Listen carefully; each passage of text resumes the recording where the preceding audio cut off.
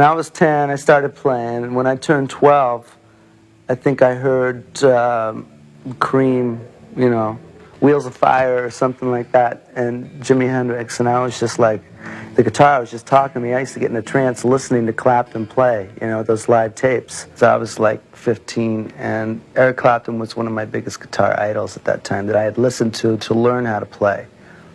And it just so happened that, you know, I met him, which was a total fluke in my mind, and we got together and played, and it turned out that he loved the way I played, and he wanted me to join his band. I already knew Greg Raleigh. I'd been hanging out with him for about 4 months, and different members of Santana, so I felt, you know, naturally a lot closer to them because I've known him for longer. And Eric wanted me to move to London, and I just got the feeling that his band, Derek and the Dominoes, was not going to be around for that very much longer. Our manager right now, Walter Herbert, Herbie, was Carlos Santana's and my guitar roadie. Herbie guided me into the Steve Miller Band, and in the meantime, he had joined the Santana organization as a production and sound technician. And in the process, he had worked his way up in their organization where, towards the end of his term with them, he was actually aiding in the managing of the group. In the process, he got to know Neal Schon and Greg Raleigh, who were with Santana until 1972. I left Santana in '72, and Herbie was just, I don't know what he was doing during that time period, and I was trying to get another band together for 2 years. And finally I caught back up with him, and he told me that he thought we should, you know, get together and start a new band.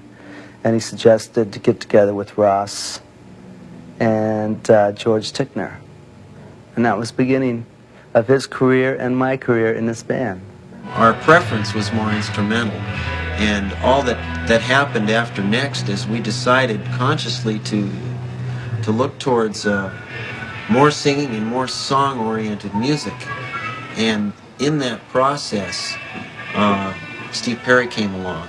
Steve Perry was in LA with a group that was falling apart, but it had recorded material, and he just happened to send a tape to our office, to Herbie, of his performance with the group.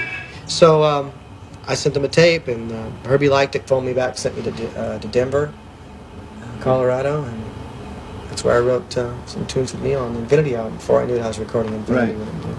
It went real fast.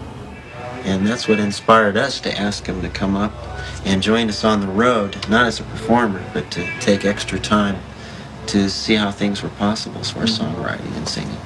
I was hanging out on the last leg of the ELP Journey tour, but they were playing and I was not. I was in the wings, hanging out. From Infinity on, I look at it as the second half. I think it's a more complete group. It's a more versatile group now because we have the vocal capability as well. Well, from Jean-Luc, I went on the road with Ronnie Montrose, and Ronnie Montrose was the opening act for Journey for a 3-month tour, the Infinity Tour. And through that time, I met Steve Perry and Neal Schon and got to be good friends with them. And at the time that Ainsley left the band, they asked me to join. It just happened that way, similar to how Jonathan came into the band, being with the Babies. With the Babies, I replaced the guy. With Journey, I'm replacing a founding member, Greg Raleigh. And with Jonathan, I felt like it was really healthy for us to have a little new blood at that one time. Not that Greg wasn't sufficient. I love Greg, you know, and I'm going to do an album with him. But the chemistry in the band between Stephen and Jonathan and myself and the rest of the guys right now feels really fresh. Neil would sort of kid around. One time I drove in a limo with Herbie and Neil, and Neil said, "This is our new keyboard player, Herbie." Herbie goes, "Right on," and he gave him 5. And I just threw me for a loop. I said, what are they talking about? I didn't want to.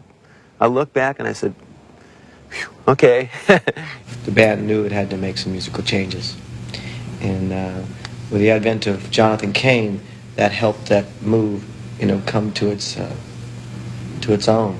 Because the band knew it had to do something. We had done what we had taken that sound as far as we could, all the way up to Departure, and did our live album, and still doing the same stuff, basically. And then we had to make a sound change. Otherwise, you'd dry up and blow away or something, you know.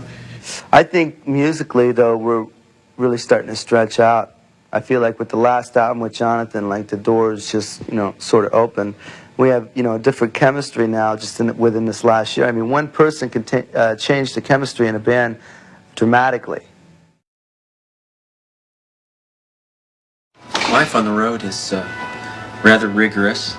I can say that it's become a little more comfortable and a little smoother in the recent years, where we've had the popularity and the power to choose where and when we play and how to logistically set it up so it's as smooth and as comfortable and organized as possible. The worst part of the road anymore to me, or just this lifestyle, is certainly not the music or performing for the people. That's the only thing that's keeping me doing it. It's my love for that, and the high that I get off of turning all those people on to myself and everybody else. I mean, I enjoy it because I've done it all my life, but it's really different. I don't have that much time to do other things that I would like to do. When you go on the road, you got a limo driver picks you up, you got someone that's taking you to the airport, and someone's flying you once you get to the airport, and then the other end you got the same thing picking you up. You never get to drive anywhere. So when I get home, sometimes I think I know how to drive, and I've lost my chops. And I get on the freeway, and it can be pretty squirrely. We have nice hotel room accommodations, and everyone is very cooperative to helping us. And we're at a position where transportation is no problem for any of us, so it's not a problem for me. If we were driving around in a van and staying in Motel 6, it might be a problem. But right now, no, it isn't a problem. There's just a feeling of being home. It's home that you just can't even explain. It's just something you miss, because you're in a hotel every night, a different hotel, a different bed, and different pillows, and different everything. After a while, it can become a little bit of a drag. But once you get out, you get used to it. I think you get callous to it, sort of. This album, I collaborated with Jay on all the lyrics. And I must admit, it's been a very, very fun improvement. We just got a flow going. You write a song, and it just was so easy. Steve had a line, I had a line. We collaborated on the next line, and it was just something that wasn't. It was just happening, flowing. Jonathan Cain had Open Arms written the music for it already. I think he had that written for a couple of years or longer. And he had submitted it to a few groups he was in, and everybody kind of thought it was too cheeky, was his words, And Steve and I were talking over at the office one day just about women and about relationships and about, love and marriage. It was one of those kind of weird days, And so he said, why don't you come over to the house, we'll write. So I played him this song on the piano, and he fell in love with it immediately. And he says, why don't we just finish it? And I said, okay, let's go ahead and finish it. So I thought it was a great song. I don't care what, they said, I talked him into working on it. And so he had the music and the melody basically all done. All we needed really was to come up with the lyrical content. And I changed the melody very little, when I finally ended up singing it to adapt it to myself. And the lyrical content came together pretty quick one afternoon in my house with this little piano.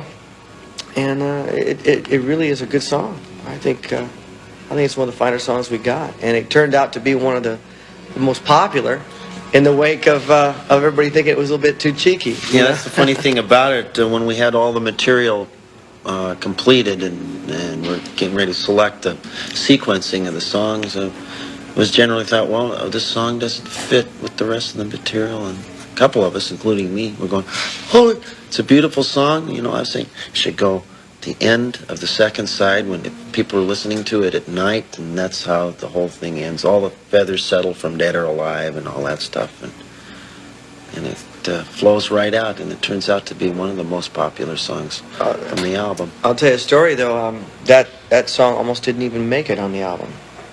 That song almost got dropped because it had so much up and downness. I mean, everybody was going, gosh, I don't know. Well, what do you think? Gosh, I still like it. Well, I don't know if I still like it. And it was going back and forth. It almost didn't make it on the album.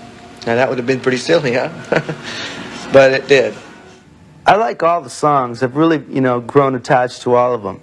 since I've heard them so many times, if you play them that many times, you either have to really like it, or you have to just, get through it.